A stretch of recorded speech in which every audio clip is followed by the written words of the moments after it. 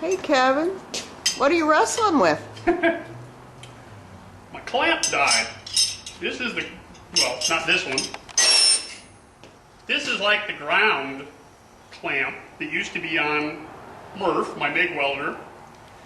And where the electrode, where this cable attaches right here on it, melted this aluminum away. I guess it's aluminum. Melted the whole darn thing away, and I lost the ground. It quit working.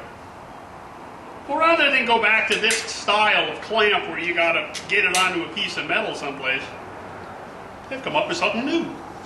It's about time. It's a rare earth magnet inside here. And when you put it up against a piece of metal, you see this? Doesn't stick. Turn the knob, now it sticks. So it doesn't matter where you put it. You got a big flat surface you're working on, stick it up there and turn the knob. It sticks right there. You've got a good ground. You can get it out of the way, overhead, big pieces of pipe or big square tubing or something. You don't have to wrestle to try to get your ground clamp on. It's pretty cool. See you next time.